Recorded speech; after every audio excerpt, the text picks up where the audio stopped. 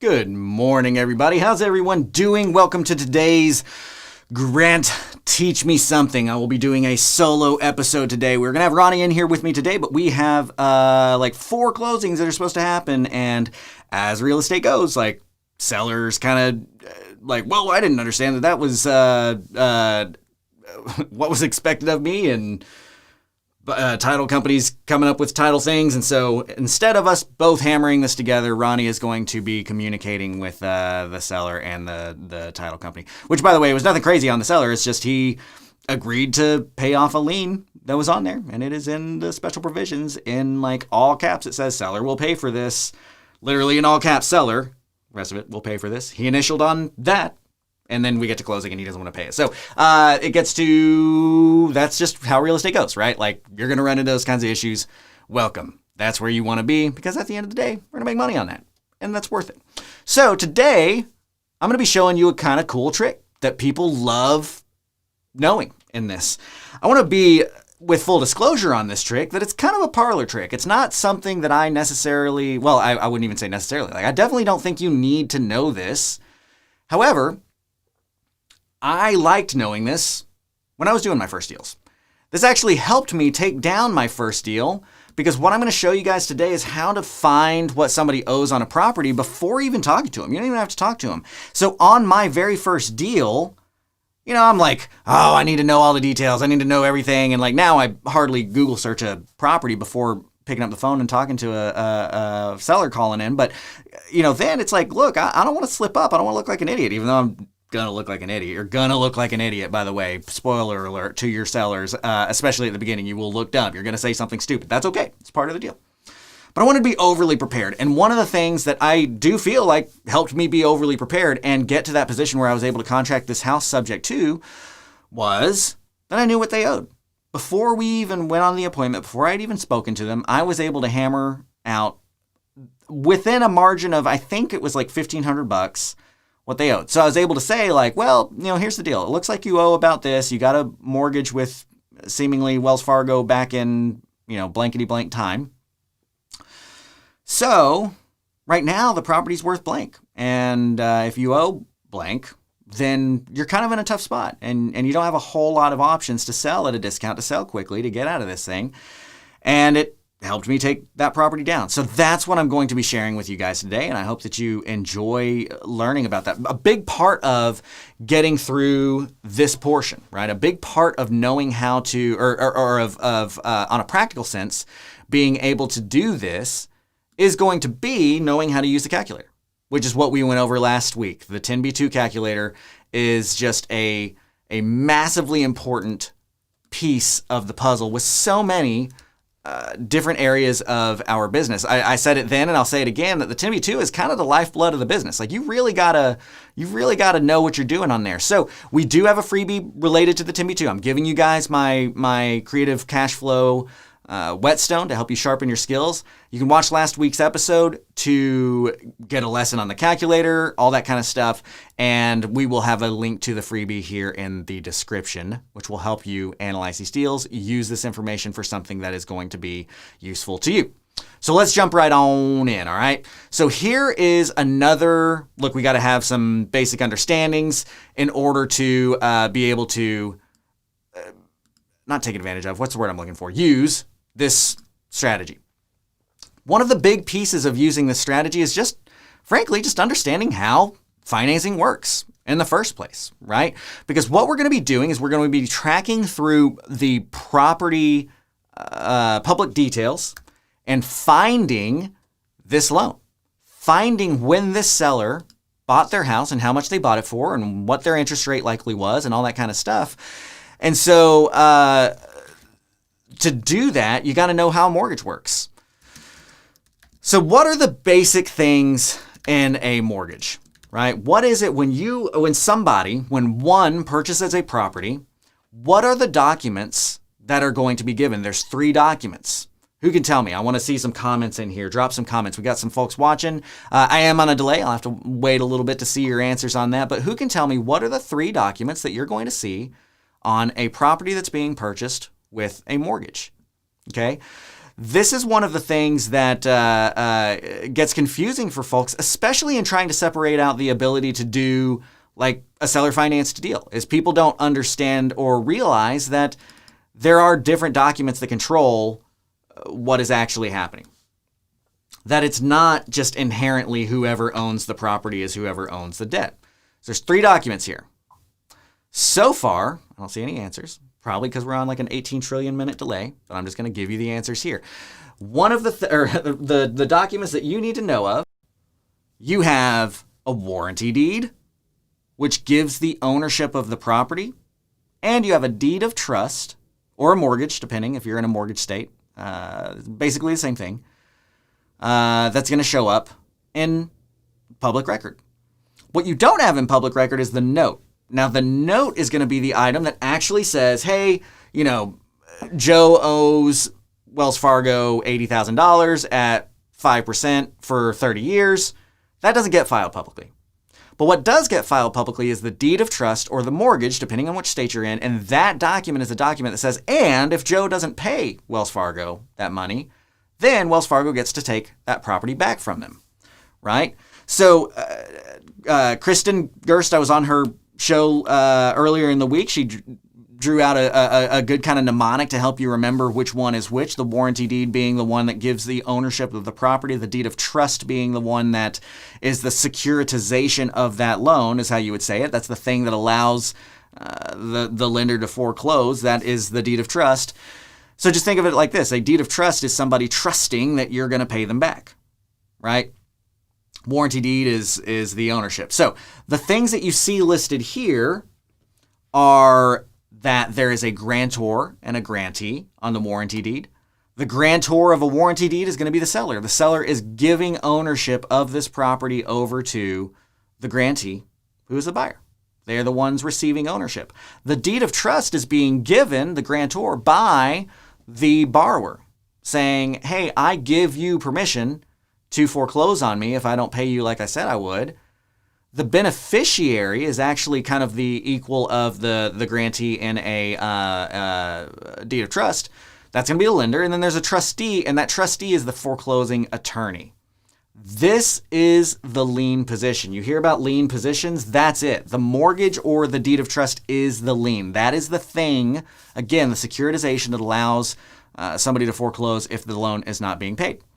So those are the basics that we need to know. We're not going to be able to find the note. The note is not publicly filed. Without talking to them, you're not going to know exactly, hey, they got a note for X amount at this percent for this many years. But we can use context clues and we can use public data to figure out within a margin of error, plus or minus very little, what this person actually owes right now. And that's kind of cool, right? So let's figure out how we're going to do that. Now, by the way, I talk about here the foreclosing attorney is the trustee. If you've ever heard of the deed of or the substitute trustees list, that's why. Okay, in the deed of trust, there is the attorney, like I said, that is actually going to do the foreclosure if it goes down that road. And basically, what it's saying is like, look, when this loan is created, we're just going to put one of the partners of the firm, or we're going to put, whoever on there. But when whoever, Bank of America or Wells Fargo, wants to actually do the foreclosure, they're going to contact the attorney's office. They're going to say, hey, we want to go through on a foreclosure on this property. And then the attorney's going to look and see, who's the trustee on this? Because that's going to be the one who actually handles this foreclosure. And they're going to see, oh, that's actually a partner in the firm. They're not actually going to be the one that's going out and doing this foreclosure. So we're going to put Sally on it.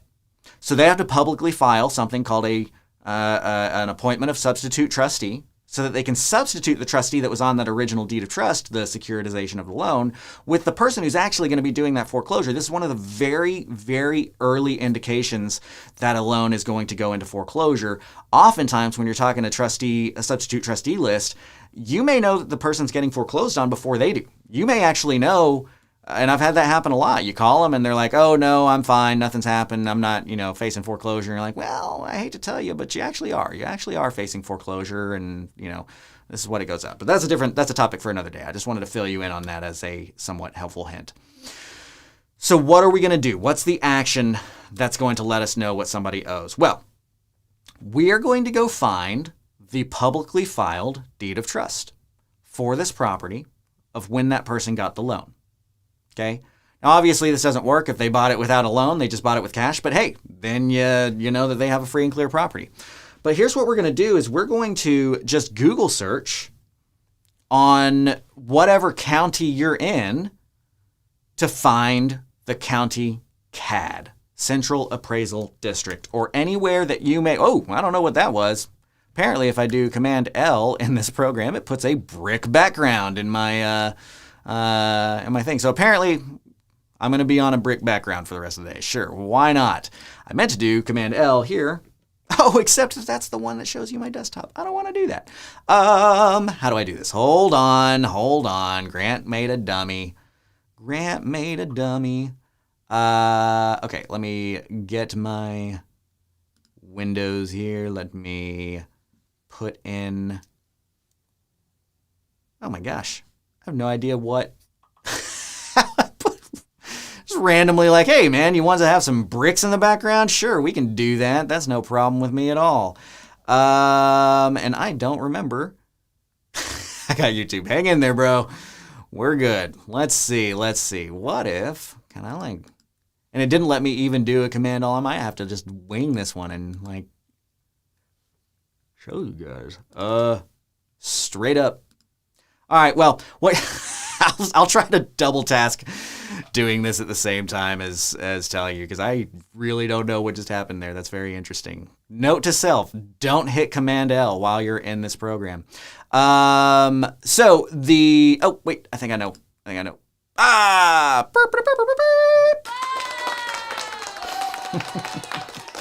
Sorry. I only play somebody smart on YouTube. I'm not actually smart. So I've got everybody fooled if you think I know what I'm doing. So we're going to Google. We're going to say which county, and then we're going to say CAD, or any place else that you know of that might have the legal description, because I actually want to, yeah, I do need technical difficulties. So I'm going to say Dallas County CAD, Central Appraisal District, right? And what I'm looking for here is I'm actually going to be looking for a property search. So you might even, in your Google search, say like Dallas County CAD property search, because most counties will list it on their site as such. It'll say property search. And I like looking at the property by the street address, because you don't always know exactly which, like who the owner is in reality, right? You might be talking to, you know, Betty, but it turns out that Betty's not actually on the deed for whatever reason. So you might not actually know who that is. I'm going to go in here. I'm actually going to find, or you know what? I might be able to remember that address. This was my first one. This was the one I actually used this on. I think it was 2718, Tealford. But if not, I'll just pick one of the properties on here. Okay, so I'm going to find this property right here. Now, within here, once you click into a property, what we're looking for is this right here. We're looking for the legal description of the property. Okay, I want the lot and block, that kind of thing. You see block F/5374, lot 15. In certain states, you're going to have a parcel ID, and that's what things are going to be tracked as, is a parcel ID more so than the legal description here. But we're going to go off a legal description. By the way, if you run into a slash on your block, that slash is what separates out the block from city block. So this is actually block F, city block 5374. Okay, so let's go do some cool stuff. Let's go find out what this person owes on their property, okay, using public data. So now what we're going to do is we're going to do Dallas County Clerk. You can put deed records search if you want. It may make things a little bit easier for you. So whatever county you're in. Now, don't go to one of these types of sites. Courthouse Direct, it's an ad. You can search. Most counties, especially nowadays, and more so, actually I'll make this bigger for you guys. More so as time goes on, most counties are digitized, okay? Some of the more rural areas do not have all their records digitized yet, but most of the places that you guys will be working do have everything digitized. And I'm going to click on dallascounty.org. It says County Clerk, Official Public Record Search. That's good. That's what I want. Now, what you're looking for here is going to be something that talks about like property search, online document searches, that kind of thing. The other thing you're looking for is if you see a logo that says Rome on it, and I'll show you what that logo is, then that would be one that you would want to use. So I'm going to come over here, and I'm going to look through this, and it's like, okay, we've got press releases, all these kinds of things, foreclosure notices. That's kind of interesting. I didn't know that they've separated that out. Oh, maybe they just straight up put it on there now. Let's see. I'm just kind of curious. This was new to last time I came here. We didn't have it just like put up. So that's kind of nice. Oh, okay. Yeah, it's just got a map. Sorry, I'm distracting us, but you never know what you find. About the clerk, attorney update, foreclosure notices. So I don't see anything for actually. Oh, here we go. Official public record search. That's what you want to click on. The reason I'm going through this route with it is that we want to show you like kind of how to find what you're looking for. Now, this is not actually leading me where I go, and I have to admit that I did this a little bit differently than I typically do because I thought that I was going to be able to save you guys a little bit of time. But what we're going to do is we just talked about where do we find the legal description. Central Appraisal District's going to show it to you. You're going to Google whatever county CAD, find something that says search by address or search by name. I like doing the search by address. We need to look for proper chain of title, liens against the property, liens against the person, if you were going to be searching like a lien search. But finding that lien, i.e. the deed of trust, is going to be filed in the county clerk's office. So really, you're just going to Google blank county clerk and find online resources, real estate search, public record search, right? So what we're going to do is we're going to go and do that. I'm going to say Dallas County Clerk. I'm going to take out that deed record search, and I'm just going to go to the county clerk website. So I'm looking here at our county clerk, and what I'd like to see again is something that says that we're searching through public record or even a link to Rome. And so again, I'm left here. Interesting. Well, it must be in the online official public record search thing that I was just not reading my information here. So in here someplace, it will say something about searching through that information, but I'm not seeing it here because I'm not reading all of these things. But the point is, it's going to be on here someplace, okay? I happen to know that Dallas County does use Rome, and so I'm going to go through and look at, or maybe they moved it up here too. I'm going to go through and go to that Rome site, and I actually have it bookmarked on mine. So forgive me for not having looked at this previously because I just know I had it bookmarked, and they just moved it from where it used to be. But you will be able to find it by simply looking for the Dallas, well, I say that, gosh darn it, County Clerk Property Records Search. Now they've made me to where I'm actually going to have to read this, but this will be good. Let's find this together, right? So Dallas County, it says, here's our online record search. And let's go find, we got criminal records, civil records. Wow. I don't know. All right, well, then I'm going to go to Tarrant County because I'm live here. This is the fun of live. Can't believe that they moved it from Rome, though. It's been on Rome for like years. I did see on that last thing that they said that they are moving to a, in their words, Google type search. But I wonder if that means that we just can't do online searches for while they're in the middle of this. Maybe I picked a very poor week to to put this episode on for Dallas County. Whatever. I'm going to look one more place. Y'all can bear with me. The beauty of live theater. The admin is there. Location is there. Safety, know before you go. How to obtain a soup name applications. Notice of process. Mission statement. We strive to not let you look things up. Divisions are in here. And quick links. Let's see what this book does. All right, there we go. Interesting. All right, well, they just didn't have it labeled. It was a book.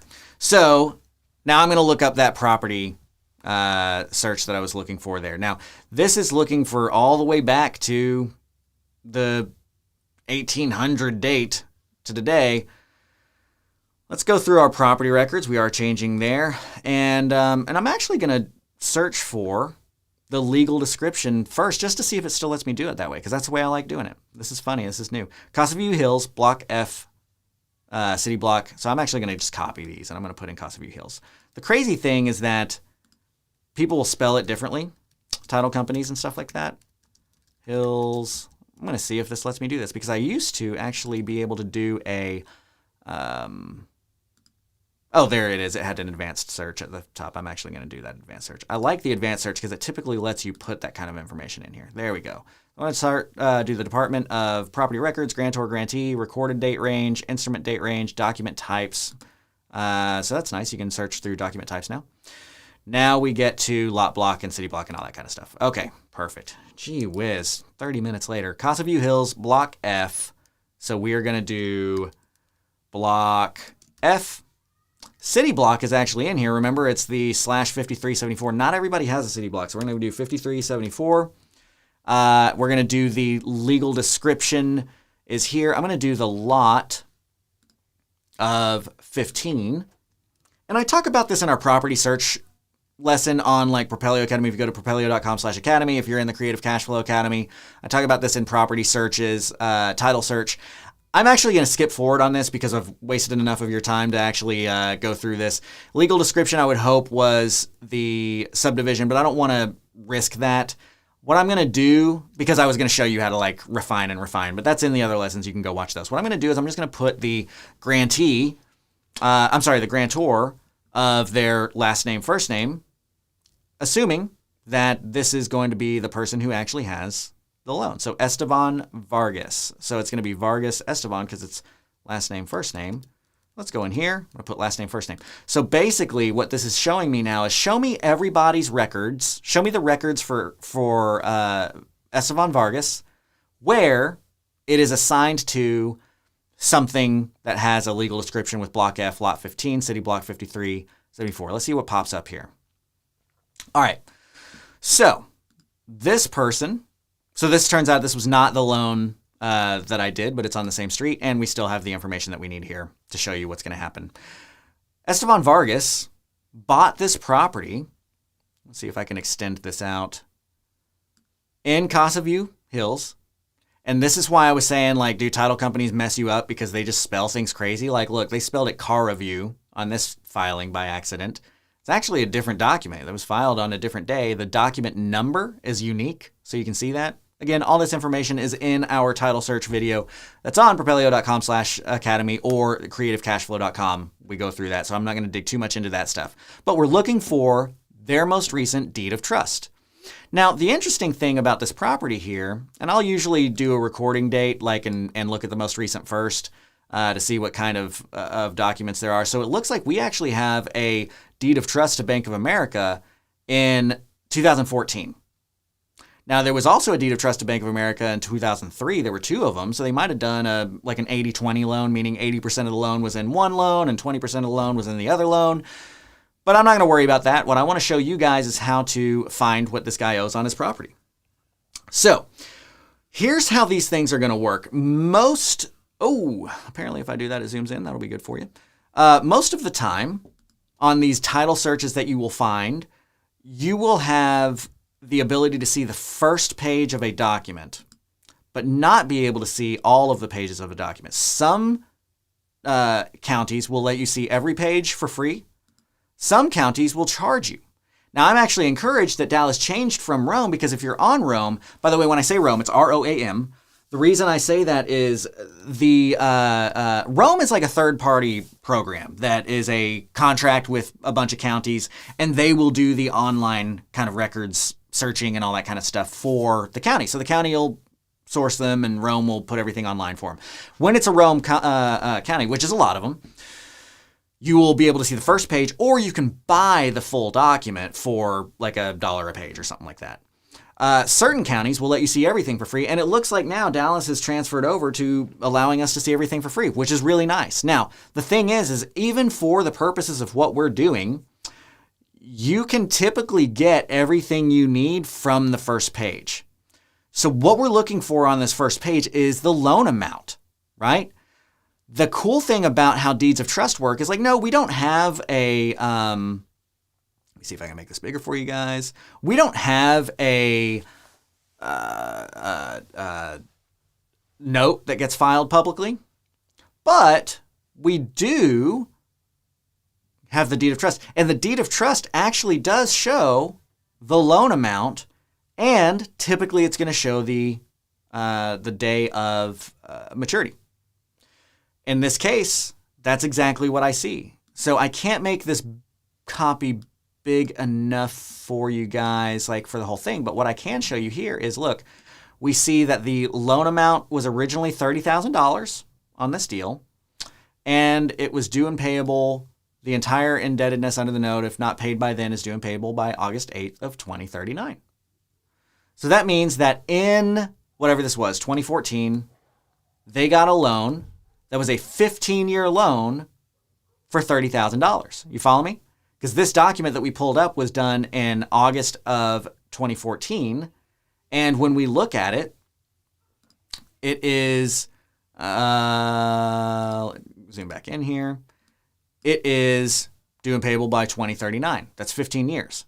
Now, what I see here is that it is a Texas Home Equity Line of Credit, a HELOC. Okay, so this person has a HELOC on their property that they may or may not still owe on their other properties or on their other loans, right? Since this loan is with with Bank of America, they may still have this loan, which was, we'll pull this one up here and look at it. A deed of trust that is dated 2003 between those parties. We're going to look for the amount. Purpose of the loan amount is in $58,529, right? It is done on August of 2003.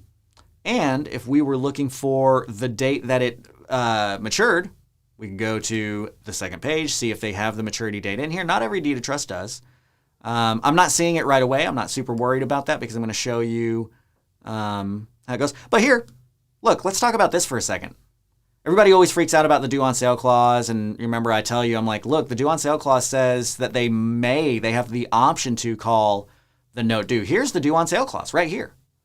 Lender may, at lender's option, declare immediately due and payable all sums secured by this deed of trust upon a sale or transfer without the lender's prior written consent of all or any part of the real property or any interest in the real property. Sale or transfer means the conveyance of real property or any right, title, or interest in the property, whether legal, beneficial, or equitable. Whether voluntary or involuntary, blah, blah, blah, blah, blah, right? It does talk about the lease option thing with a 3-year deal in there. But again, what I wanted to point out to you with sub 2, everybody talks about deeds or the due on sale clause. Lender may, at lender's option, declare immediately due. That is them saying it's not you. And this is why I say you don't violate the due on sale clause. You trigger the due on sale clause because you are giving them the right to exercise their option to call that loan due. Okay, so let's get back on topic here. We are looking at what they owe, and I actually don't see a maturity date, but that's okay. Not everyone has it in there, and I'm still going to show you how you're probably going to get within a few $1,000s of where they're at. So we see that this loan was $58,529. That may or may not still be in effect. I would have to do some comps, see if I thought that they would have had the equity to take out an additional $30,000 on a HELOC.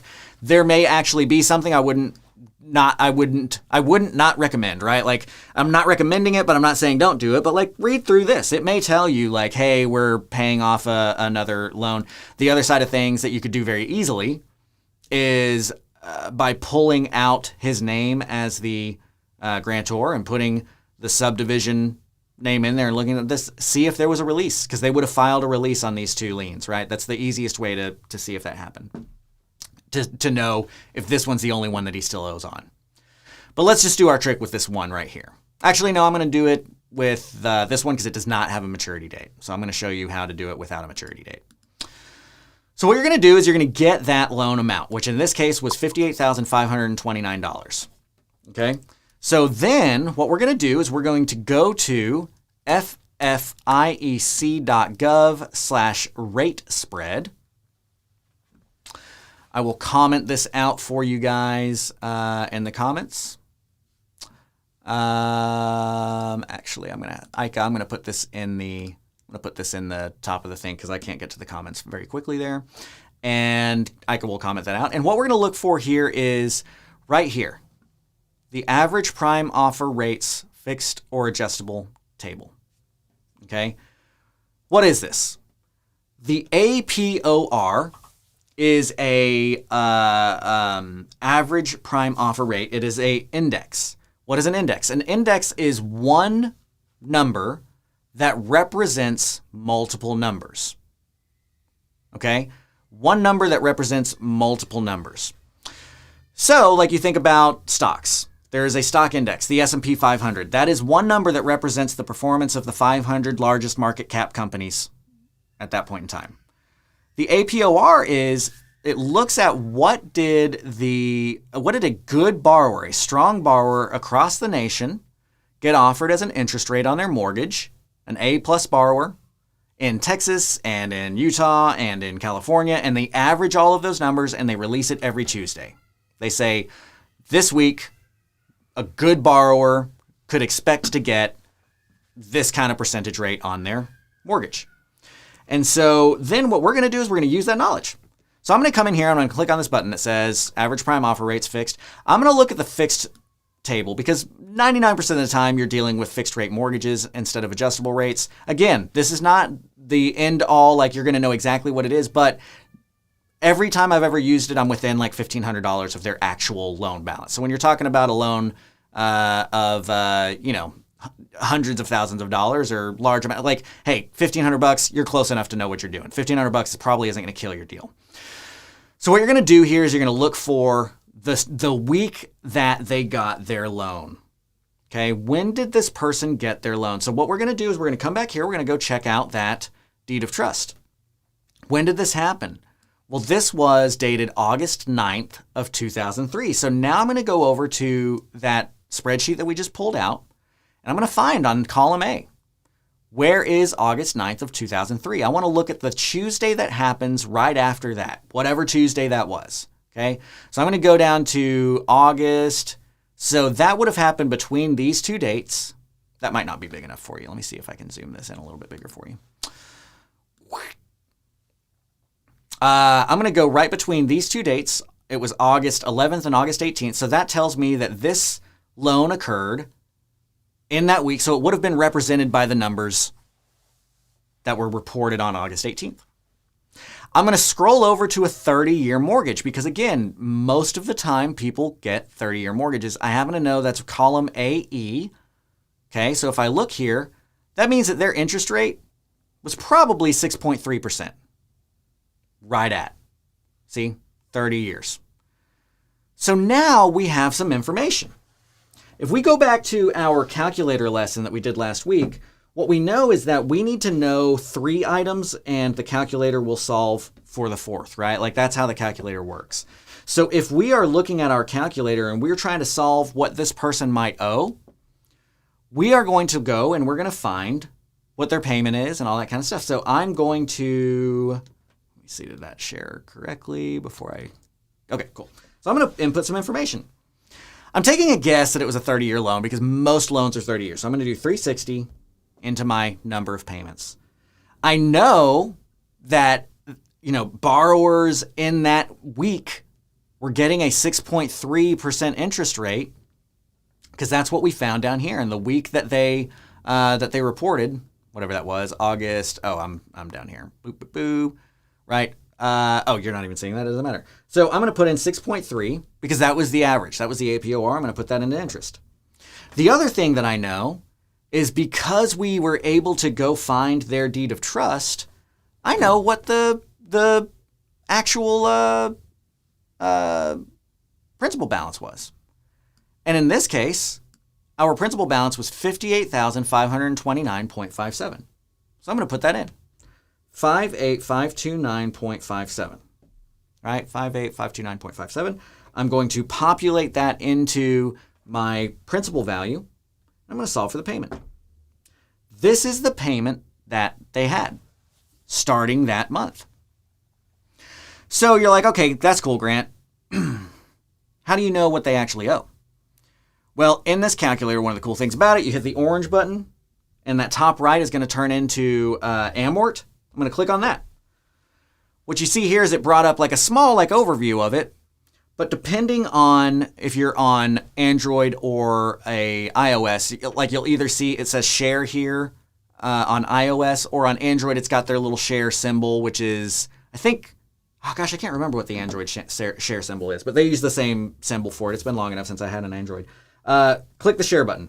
When you do that, it brings up a full-blown amortization schedule. Now, what most people don't pay attention to is this right here. There's a little date down here at the bottom. It says this is a loan date of blank. Okay, so I'm going to put the loan date of August. What was it? August 9th. I'm just going to put the 1st. I mean, it was the 9th. I guess we could be more accurate, but I'm just going to put the 1st here of 2003. Oops. Okay, so now what I've done is I have created a amortization schedule for this loan. For the loan of this guy that we haven't even talked to, that's what he owed on that loan, most likely. Now, here's what I want to show you. If the average, well, before I do that, let's jump down, okay? So that was what he got his loan for originally. You can see right here in the top left, we have September 1st, 2003 was his first payment. Here's why. The way that mortgages work is that when you pay a mortgage payment, you are paying the interest for the previous month. You're paying interest that is earned, and you're paying principal for the month ahead of you. Okay? So, oh wait, no, did I get that backwards? I might have gotten that backwards. I'm always an idiot on this. I need to know this, but I always get it wrong. Anyway, you're paying one backwards and one forwards. I'm going to look this up real quick on our documents, because I just was teaching that to my staff to, because we do a payment letter with our folks, but I'm just going to verify that so I don't tell you wrong. I'm blanking in my mind. So let me get my first payment letter. Going through all my documents here, which, by the way, you do get these if you are a creative executive. Check this out. These are all of the contracts and documents that you could possibly need to get deals done, and I give those to you if you are a creative executive member, which is a big deal. That's a big part of trying to find out how to get these things done. So let me get this. We are going to do our first payment. And that way it'll tell me, I'll be able to tell you better if we're doing prepaid, because I can't remember you do, screw them out, partial payment. Oh, well, I thought it was in there, but it's not. It's just their normal payment. Anyway, I think you pay, so it's interest if I'm, it's interest, because you can't pay interest, you can't charge interest unless it's earned. That's right.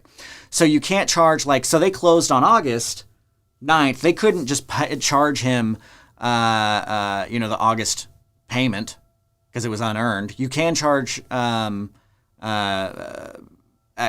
closing for the amount of days that they will be in there until their next payment goes in. But that's, again, a topic for another day. So the payment actually starts the next month, after 30 days has occurred, so that you can have that earned interest in that payment. That's how loans work. So you close in August, your payment typically won't be until September or even October. If you close in, here's a good example. If you closed August 20th, how many days are in August? I'm an idiot. Let's say 30. There'd be 10 days of interest that you would charge them on the HUD, and then their payment wouldn't start until October 1st, and the October 1st payment would include all of September's interest and would be the first time that principal's getting paid down, which is paying for interest of October. Okay, that's why it pushes out a month. All right, so What I'm going to do now that we found that answer is I'm going to skip all the way down to today's date. Now, let me do that. Today we are in basically October of 2020.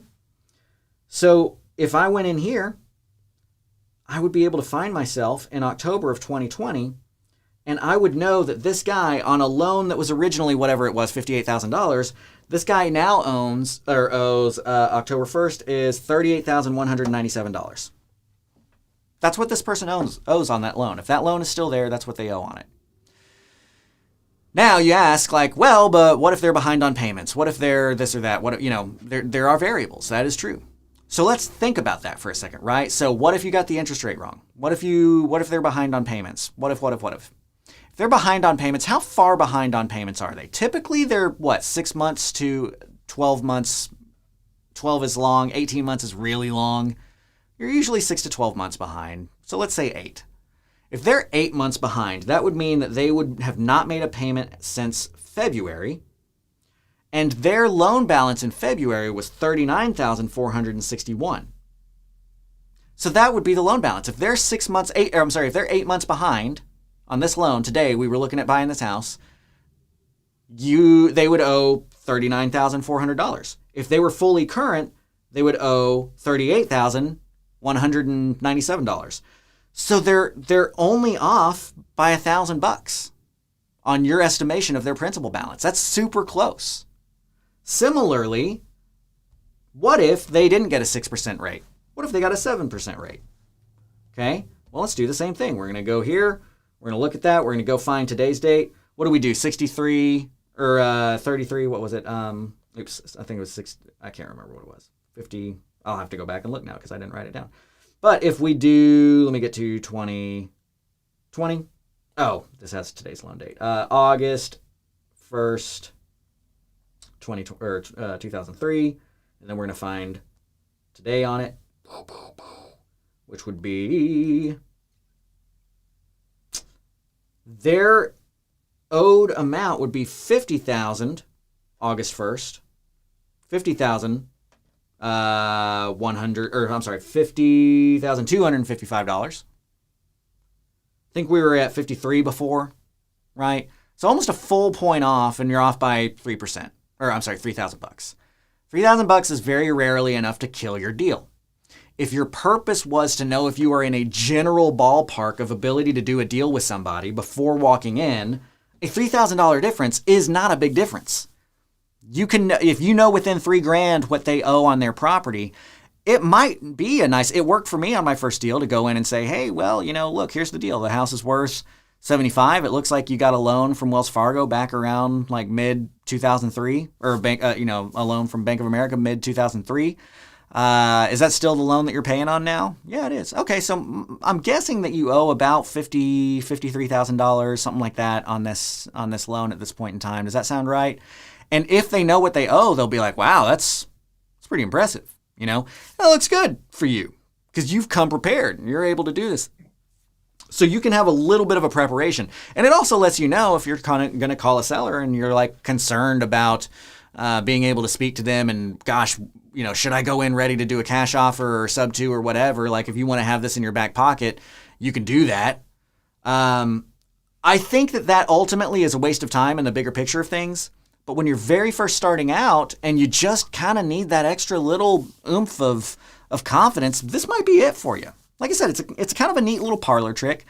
Here's the thing that I can almost guarantee most of you are going to do is you're all going to go look up your father-in-law's house and see how much he owes on it and stuff like that. But do that. Like go look up the house of people that you know and see and like just get an idea of working this calculator, figuring out where they're at, and that could be some ammo that might help you take a deal down. Maybe, maybe not. But it is kind of cool to know that out of public data, you can get really close. You can get very close to knowing what somebody owes today. And that might be what allows you to go in knowing, hey, man, this person has like $80,000 worth of equity. So I need to be prepared to make an offer that makes sense to them. Or this person has $2.50 of equity. So I'm not even going to worry about running for, wholesale comps and all that kind of stuff. Like we're only looking owner financed, whatever that might be. So I hope you guys enjoyed, finding this out, seeing a little trick that you might be able to use. It's fun. It's something to know. And again, if you've got questions, feel free to bring those up. Guys, CreativeCashFlow.com, that's where I teach. That's my hood. I love teaching. I love getting people taken care of. We do have a freebie on the description below if you want to get your freebie from what we did last week to help you analyze your deals. I also JV with deals. If you want to have a partner going in to a deal with you, you're not confident that you've got all the knowledge or resources that you might need to do it well, check us out at CreativeCashFlow.com/JV with me. I'll do a deal with you. Always big props to Propelio. They got Grant Teach Me Something started. It is a tool that is very, very useful for you to have leads lists and websites and professional domain names and a CRM tracking and comps. That's the biggest thing to me, is being able to pull actual MLS comps in a way with the user interface is just so much better than anything else I've ever run comps with. So check them out too. And again, we do have a full-blown academy available for you for free at Propelio, propelio.com/academy. You can check that out and learn a bunch of stuff about a lot of different industries. So again, this is another way to use the calculator in an interesting and fun manner that could give you some details, that could help you push something across the finish line, and I hope it does so. So thank you guys for being here. I will look forward to talking to you again next week. Have a good rest of your day.